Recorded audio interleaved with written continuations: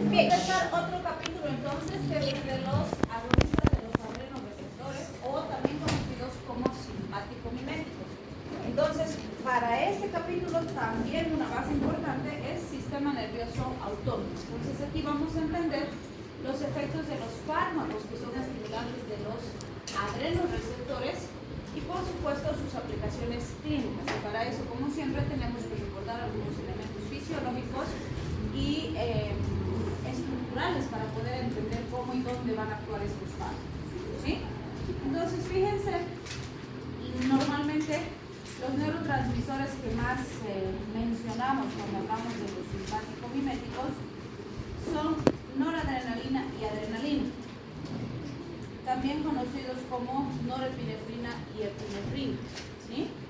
Entonces, normalmente hay la confusión, o algunos autores dicen, cuando hablan de catecolaminas, dicen son hormonas, otros autores dicen son neurotransmisores, pero en realidad, pues, la discusión, por decirlo así, es por la forma en que actúan, ¿sí?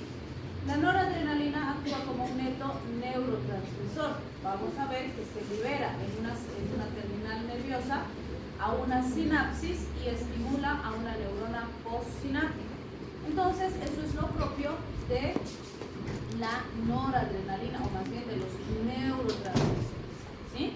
En cambio, la adrenalina vamos a ver que trabaja en relación o como se conoce normalmente, que trabajan las hormonas, es decir, lo que hace es liberarse hacia el torrente sanguíneo y del torrente sanguíneo va a ser distribuida al resto del organismo. Bien, entonces fíjense, cuando hablamos de los simpático-miméticos, como ya dijimos en autónomo, estos pueden ser de acción directa o de acción indirecta. Los de acción directa activan directamente los receptores, y ahí tenemos adrenalina, noradrenalina, ¿sí? Los de acción indirecta tenemos que no van a actuar en el receptor, pero igual van a potenciar la respuesta simpática. Entonces tenemos, por ejemplo, los liberadores de catecolaminas, que van a hacer que se libere más neurotransmisor. Y por otro lado tenemos los inhibidores de la recaptación de las catecolaminas, que van a evitar que se destruyan y sean recaptadas las catecolaminas. En todos los casos, el resultado es más acción simpática, ¿sí?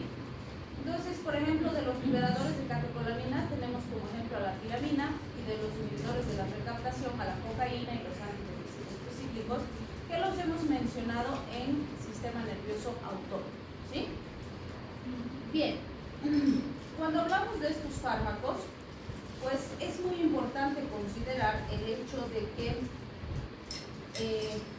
los de acción directa van a estar relacionados con la interacción del fármaco con el receptor. Por lo tanto, cualquier parámetro o factor que afecte esa interacción fármaco-receptor va a tener implicaciones importantes en su efecto. Por ejemplo, la vía de administración. Si yo le doy al paciente un fármaco por vía oral, ese fármaco va a llegar al estómago, se va a absorber, se va a distribuir, y un porcentaje va a llegar a la sangre, pero no va a ser el 100%, porque algo se va a perder en el estómago, algo en el intersticio, hasta que llegue a la sangre, ¿sí? Entonces, fíjense, menos cantidad de fármaco va a llegar hasta el receptor para producir su efecto específico.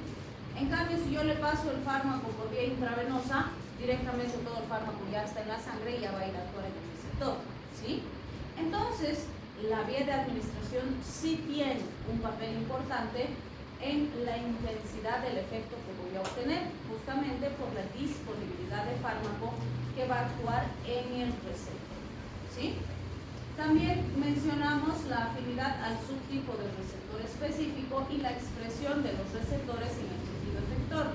Hemos dicho que mientras más selectivo el fármaco, mejor respuesta, con menos efectos adversos, y mientras más receptores tenga en el tejido donde necesito la acción, mejor va a ser la respuesta, ¿sí? Entonces, fíjense, en cualquiera de estos casos, mientras más se presentan estos elementos, más efecto voy a tener. En cambio, cuando es un fármaco de acción indirecta, no voy a tener influencia por la interacción del fármaco con el receptor y ningún elemento de estos. ¿Por qué? Porque los indirectos no trabajan en los receptores. Entonces, ¿qué hace que el indirecto sea más eficaz? que la maquinaria endógena del paciente esté funcionando perfectamente, vale decir, que exista neurotransmisor, que se esté almacenando correctamente el neurotransmisor y que se esté liberando correctamente el neurotransmisor, ¿sí? Por ejemplo, yo les digo aquí, digamos que el fármaco que estás usando evita la recaptación, ¿sí? Vale decir, va a bloquear las enzimas que destruyen a la catecolamina para que ésta siga actuando, ¿sí? Pero si no hay neurotransmisor liberado, ¿va a servir? No va a servir para nada, ¿sí? Entonces, para que los de acción indirecta tengan máxima eficacia, necesitamos que toda la maquinaria del metabolismo endógeno del paciente esté funcionando bien, ¿sí? Esto ya lo sabemos. Sabemos que existen receptores alfa, beta, alfa 1, alfa 2, beta 1, beta 2, beta 3, dopa 1, 2, 3, 4 y 5, y que tienen distribuciones diferentes y subtipos diferentes de acción. Sí, cuando hablamos de los dopa, normalmente mencionamos dopa 1, dopa 2, pero sabemos que no solo hay esos dos subtipos de receptores. ¿Pero por qué solo los mencionamos a estos? Porque sabemos que dopa 1 y dopa 5, misma distribución, mismo efecto, hemos visto eso en autónomo, ¿sí? Y dopa 2, 3 y 4, misma distribución, mismo efecto. Por eso es que si sé estos dos, sé todos los demás, ¿sí? Por eso los mencionamos a estos dos. Esto también ya sabemos, lo vamos a recordar muy rápido, porque ya sabemos que alfa 1 trabaja con GQ, alfa 2 trabaja con GI y todos los beta trabajan con GS, ¿sí? ¿Cuáles serían sus segundos mensajeros y sus sustancias efectoras? Del GQ, fosfolipasa 6, del GI, del GS, adenilciclasa, solo que en el I disminuye, en el GS aumenta, ¿sí? Segundo mensajero aquí, IP3 y acetilcerol, calcio. En estos dos, AMP5, ¿sí? Pues vean, esto ya sabemos. Esto también, hemos dicho, dopa 1, dopa 5, trabajan con GS, 2, 3 y 4, trabajan con GI. Sabemos sustancia efectora y segundo mensajero, ¿sí? Bien. Aquí vamos a recordar algunos elementos funcionales que igual saben ustedes ya de fisiología y también los hemos recordado en autónomo. Pues fíjense, alfa 1 tiene amplia distribución en músculo liso vascular inervado, músculo dilatador de la pupila, el músculo liso pilomotor, la próstata y el corazón. En todos esos sitios, fíjense, tiene un efecto estimulante, va a haber contracción, fibrilación, aumento de la fuerza de contracción del corazón. Obviamente, ¿qué tengo que ver, por ejemplo, aquí en corazón? Alfa 1 no es el receptor predominante en corazón, no es el que va a comandar la función cardíaca, es beta. Pero este alfa va a reforzar el efecto beta, ¿sí? Alfa 2 sabemos que está en receptores adrenérgicos postsinápticos del sistema nervioso, donde cumple múltiples funciones. En plaquetas se estimula agregación plaquetaria, en las terminales adrenérgicas y colinérgicas tiene efecto de inhibición de la liberación de neurotransmisores. Fíjense qué interesante. En las terminales adrenérgicas son terminales de su propio sistema, ¿sí? Entonces, ¿por qué inhibe la liberación del neurotransmisor?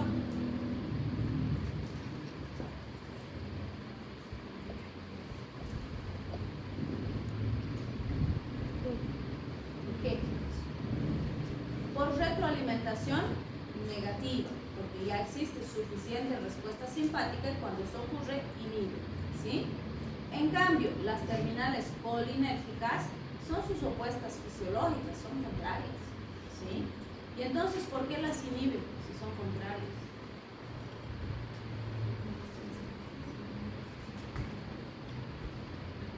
Justamente porque son contrarias, se antagonizan fisiológicamente. Recuerden, si el simpático se acelera, el parasimpático lo controla y viceversa también. Entonces ahí es por competencia fisiológica, ¿sí? En algunos músculos lisos vasculares va a producir contracción y en los lipocitos va a inhibir la lipólisis. Beta 1, fíjense, predomina en corazón y células extraglomerulares, es decir, controla el sistema renina y aldosterona. Por eso nos dice, aumenta la fuerza y frecuencia de contracción y la secreción de renina. Es lo más importante de beta 1, pero no es lo único. Estamos recordando solo lo más importante. Beta 2 en músculo liso respiratorio y uterino y además vascular produce relajación del músculo. Entonces fíjense, Aunque siga siendo simpático, por ejemplo, en los vasos, beta 2, va a producir vasodilatación. Y no es lo característico del simpático. Del simpático sabemos que hay vasoconstricción, ¿sí? Pero ¿cuál es la diferencia o el punto clave? Alfa predomina en vasos, no beta, ¿sí? Beta está distribuido en territorios particulares y en esos sitios va a producir vasodilatación, ¿sí? En el útero va a producir relajación uterina y el sistema respiratorio broncodilatación, que es característico del simpático. En músculo esquelético promueve la captación de potasio y en el hígado activa la glucogenólisis, que es la movilización del glucógeno para obtener fuente de energía, ¿sí? Beta 3 en los lipocitos activa la lipólisis, dopa 1 en el músculo liso dilata los vasos sanguíneos renales. Fíjense, dopa otra vez está produciendo vasodilatación, que no es algo esperado en el simpático, ¿sí? Pero sí es un simpático. Y dopa 2 en varias terminales nerviosas regula la emisión de varios neurotransmisores. Bien, otro concepto que debemos analizar es la desensibilización. Y el libro nos dice, el Katsu menciona, hay desensibilización homóloga y desensibilización heteróloga. Y nos dice, cuando hay desensibilización homóloga, vamos a tener pérdida de sensibilidad de receptores expuestos a agonistas. Y cuando hay una desensibilización heteróloga, vamos a tener una pérdida de sensibilidad de receptores no activados por el agonista. Vale decir, yo siempre les digo aquí, estos conceptos ya los conocemos, pero los hemos conocido con otro nombre. Hemos hablado de tolerancia y tolerancia cruzada, ¿sí?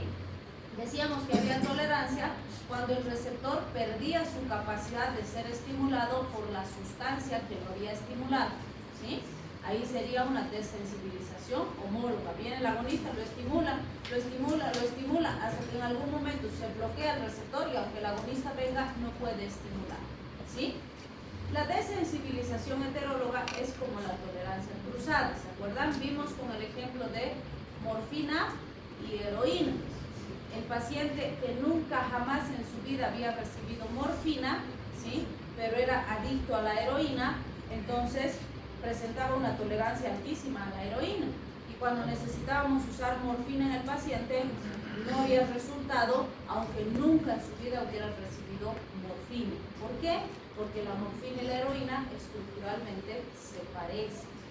Entonces, eso mismo nos está diciendo aquí. El receptor va a perder su sensibilidad a un agonista con el que nunca ha estado en contacto, ¿sí? Entonces, es similar el concepto. La diferencia, ¿cuál es? Que voy a usar una sustancia química diferente, nada más. Bien, aquí, pues, cuando hablamos de la estructura química de los simpático-miméticos, nos dice su precursor es la feniletilamina, que muchos le conocen como el neurotransmisor o la molécula química del amor, ¿no? Dicen que es culpable de que se enamoren y sufran ustedes. Entonces, a partir de la feniletilamina es que se han sintetizado los simpático-miméticos. Y su estructura básica es esta. Fíjense, tiene un anillo bencénico, tiene un carbono alfa lateral, un carbono beta lateral y un grupo amino terminal. Entonces se han ido haciendo modificaciones en esa estructura química y se han obtenido los simpático-miméticos que actualmente utilizamos. Entonces fíjense, la primera modificación que se hizo fue sustituir en el grupo amino de la molécula. Entonces, por ejemplo, acá, fíjense, la molécula tenía un grupito amino y está la adrenalina, que es un simpático mimético muy potente, pero prácticamente nada selectivo. Actúa todos los alfa, todos los beta, ¿sí? Entonces, muy potente, pero también tiene muchos efectos adversos. ¿Qué se hizo con el isoproterenol? Se le introdujo carbonos, fíjense, aquí tiene 3 carbonos, en el grupo amino terminal. Al introducir esta molécula, ¿qué se ha conseguido? Que disminuya su afinidad alfa y que tenga más actividad beta. ¿Qué consigo con esto? sería el beneficio o no es benéfico? Que no van a ser, digamos, otros órganos que van a tener los receptores alfa. Muy bien, entonces básicamente estamos diciendo que hemos conseguido más selectividad del receptor, ¿sí? Por lo tanto tenemos buen efecto terapéutico, menos efecto adverso, ¿sí? Después se han hecho modificaciones en el anillo bencénico. Fíjense, en condiciones normales la molécula original tiene 2 oxidrilos en ese anillo bencénico, ¿sí? Y están en su posición 3 y 4. Entonces, cuando están presentes estos oxidrilos, la molécula también tiene la máxima actividad alfa y beta, es decir, actúan todos los receptores alfa y beta. Entonces, ¿qué se ha hecho? Se ha experimentado quitándole primero un oxidrilo y luego quitándole los 2 oxidrilos. ¿Qué han conseguido quitando un oxidrilo? Formar la fenilefrina. Esta fenilefrina es menos potente. Les pregunto, ¿qué relevancia tendría que sea menos potente? ¿Y el efecto terapéutico? ¿Por qué?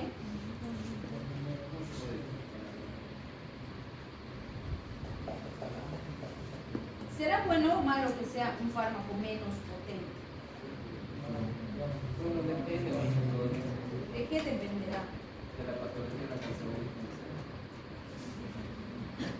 De la patología, Con el tratamiento. del estado, de la respuesta del paciente, no del fármaco, ¿sí? ¿Se acuerdan que decíamos, no? Puede ser que con el fármaco más potente, digamos que mi paciente está con bradicardia, ¿sí? Y le doy un fármaco súper potente y me sube a 120 su frecuencia cardíaca. Entonces, demasiado, me lo está taquicardizando mucho, ¿sí? Entonces le doy un fármaco menos potente y digamos que me sube a 80 su frecuencia cardíaca. Está bien, está más estable. Y para ese paciente, este fármaco menos potente es mejor, ¿sí? Entonces, vean, no siempre deben asociar menos potencia y decir, ay, entonces sirve menos, es más trucho ese fármaco. No, porque si el paciente necesita esa menos potencia, eso es mejor para él, ¿sí? Bien, este otro, fíjense, le han quitado los 2 grupos oxidrilos y han obtenido efedrina. La efedrina tiene más biodisponibilidad y más tiempo de acción. Pregunta, ¿qué ventaja podría obtener de que tenga más biodisponibilidad?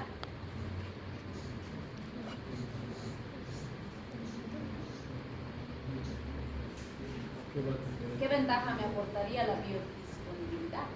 Que va a tener un efecto más potente ya que el fármaco va a llegar a producir una esencia multiplicada. ¿Y eso qué implica?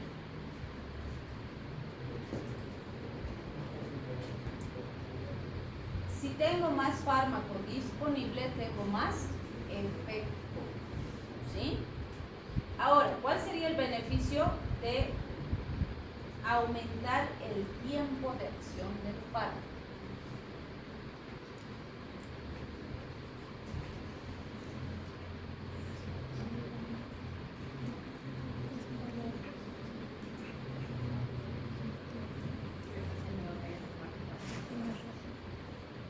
Ya que el paciente puede tomar con intervalos terapéuticos más prolongados, ¿sí? O sea, no tengo que darle tantas veces al día, por decirlo así, ¿sí?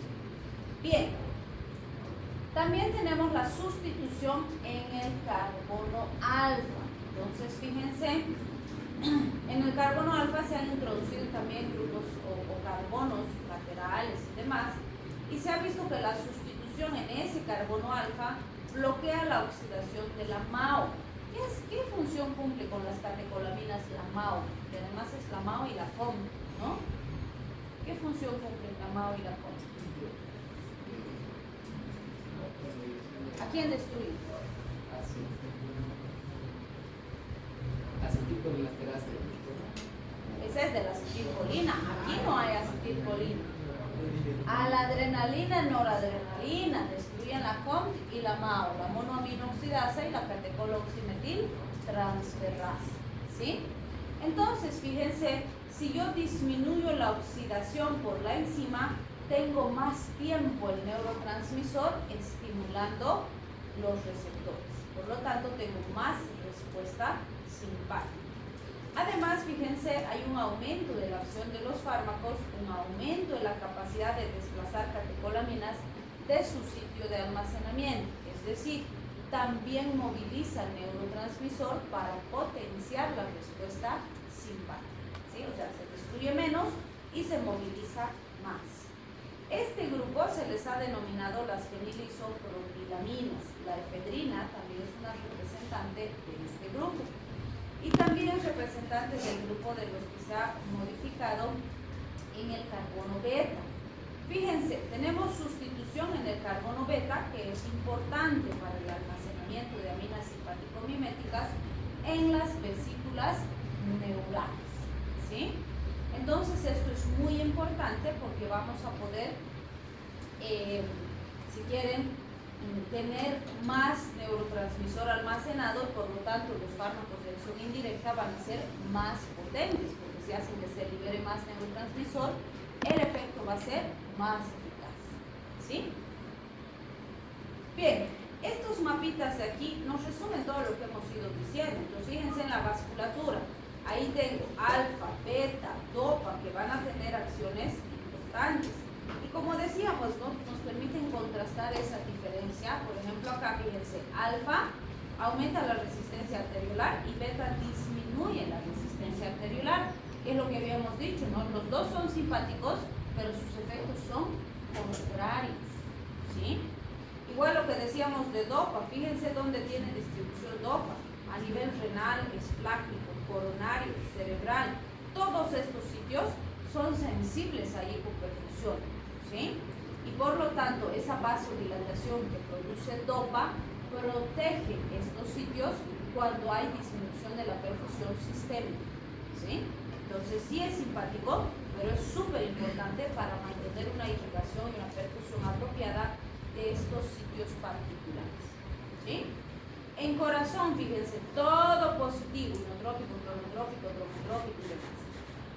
En la presión arterial, pues sí hay una variación del efecto. ¿Por qué? Porque hemos dicho, si bien el efecto principal es vasoconstricción potente, en corazón por los receptores beta, es aumento de la frecuencia cardíaca, del gasto cardíaco y demás, el efecto de vasodilatación beta va a tener su repercusión. Por eso es que nos dice, si bien con la acción alfa predomina el aumento de la resistencia periférica y la resistencia venosa, aumenta el gasto cardíaco, la respuesta refleja que si bien es breve y transitoria, podría producir disminución de la frecuencia cardíaca, pero con un aumento final de la presión arterial.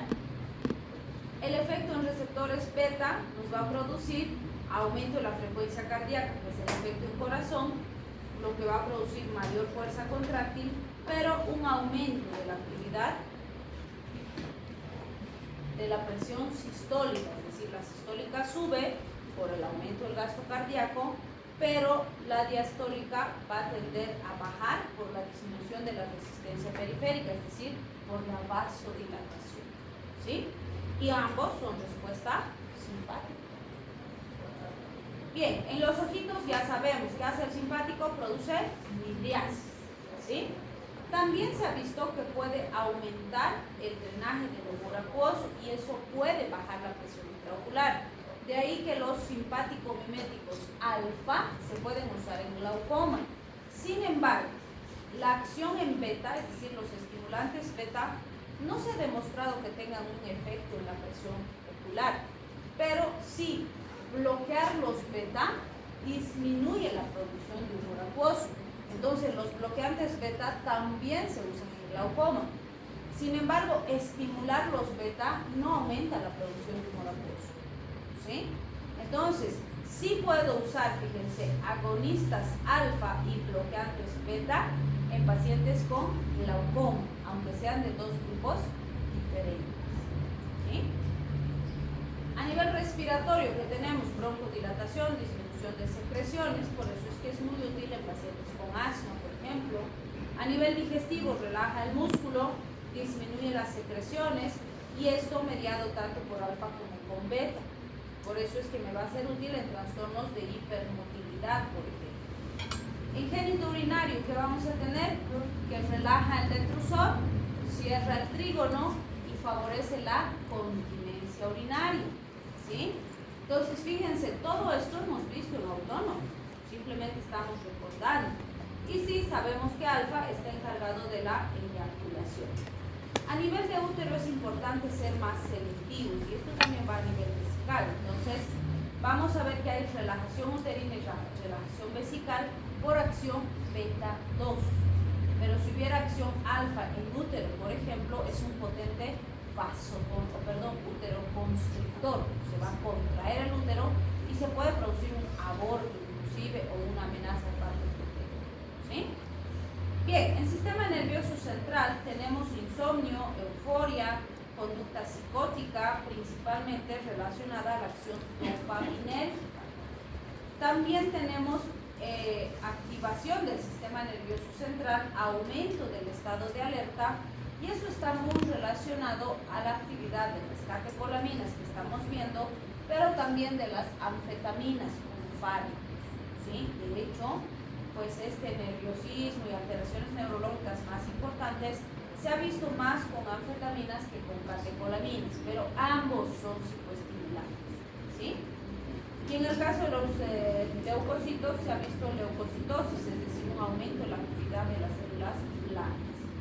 A nivel de células endócrinas tenemos poca estimulación salival, de hecho casi todas las secreciones cuando hablamos de simpático disminuyen, se seca el paciente, por decirlo así, pero resulta que las palmas de las manos y las plantas de los pies se ponen frías y sudorosas, mojadas, húmedas cuando está activado el simpático, que como dijimos, esto es por prepararse para responder a situaciones de estrés, pero todas las otras secreciones disminuyen, ¿sí? Entonces vean, estamos repasando lo que hemos visto en autónomo. Esto también es importante recordar, son algunas situaciones que son opuestas, aunque ambas sean del mismo sistema. Por ejemplo, beta 3 estimula la lipólisis, alfa 2 inhibe la lipólisis. Entonces fíjense, los dos son simpáticos, pero uno inhibe y otro estimula. En el caso de la glucogenólisis hepática, beta y alfa la estimulan. En la captación de potasio por las células, beta potencia esa respuesta, y aquí tenemos otros contrarios. Fíjense, beta 2 aumenta la liberación de insulina, alfa 2 disminuye la liberación de insulina. Lo mismo acá, beta aumenta la secreción de renina y alfa disminuye la secreción de renina, ¿sí? Entonces todos son simpáticos, pero tienen respuestas contrarias. ¿Cuál va a predominar en el paciente? Depende qué elementos tengamos o receptores tengamos en mayor proporción en el momento de la estimulación, ¿sí? Bien, este es un síndrome simpático mimético, es decir, lo que le va a pasar al paciente cuando exista un exceso de estimulación simpática. Y en realidad es una exacerbación de todo lo que ustedes conocen como respuesta simpática, ¿sí? Cierto que los sistemas más afectados van a ser el sistema cardiovascular y el sistema nervioso, pero no son los únicos que se van a afectar. Entonces, fíjense, el paciente puede debutar con anginas, infartos del miocardio, arritmias, ¿sí? Excitabilidad intensa del sistema nervioso central, puede convulsionar, pero no se olviden que también podemos tener un midriático, ¿sí? Con sequedad del cuerpo, se va a poner caliente porque no tiene termorregulación apropiada. Sí, las palmas y las plantas pueden estar sudorosas y frías, pero el paciente en general va a estar con alteración térmica, ¿sí? Entonces, es una exacerbación de todo lo que hemos visto del simpático. Bien, ahí vamos a empezar a hablar de lo que serían los neurotransmisores ya como fármacos, o si quieren los fármacos simpático-miméticos.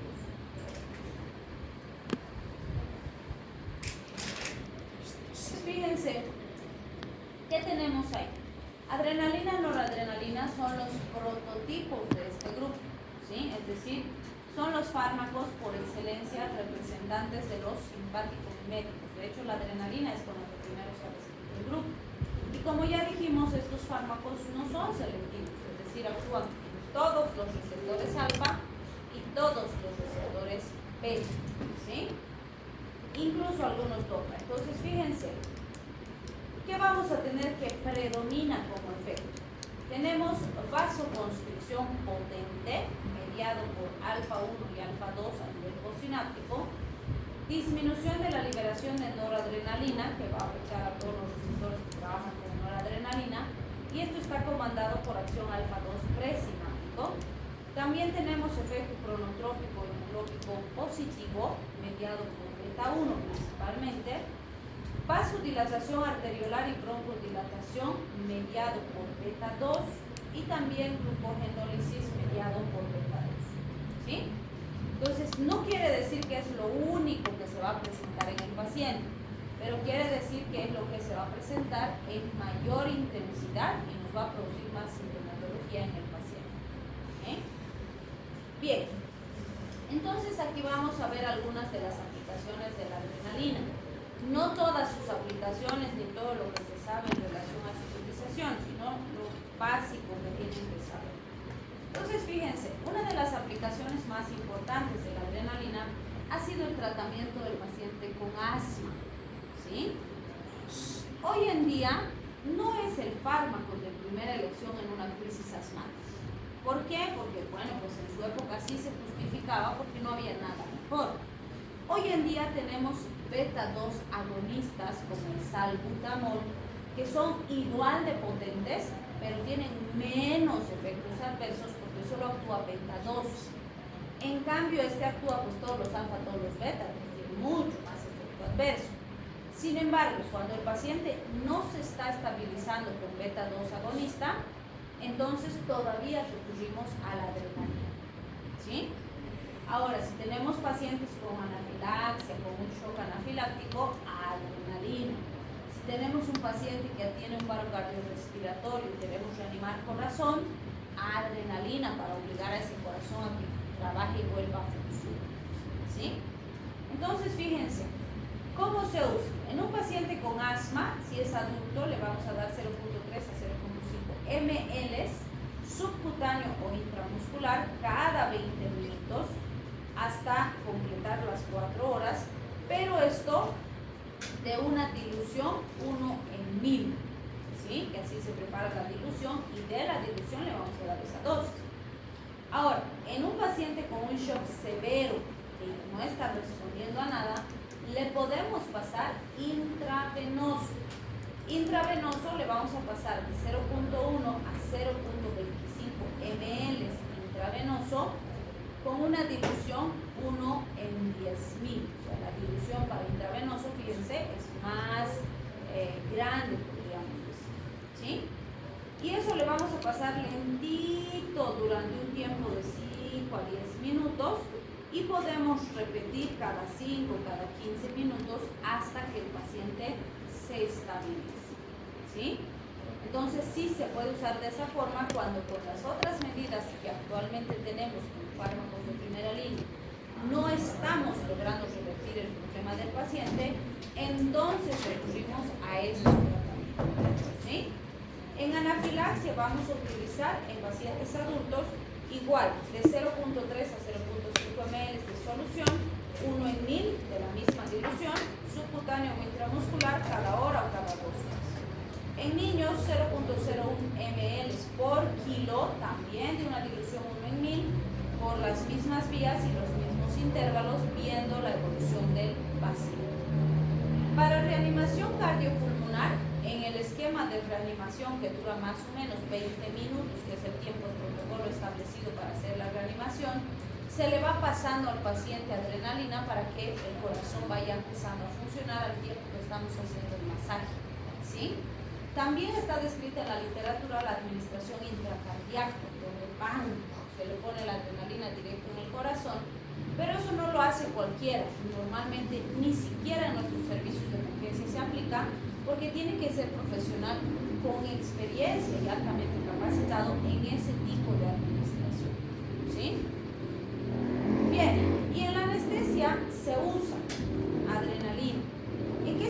circunstancias creen que usaríamos adrenalina con anestesia?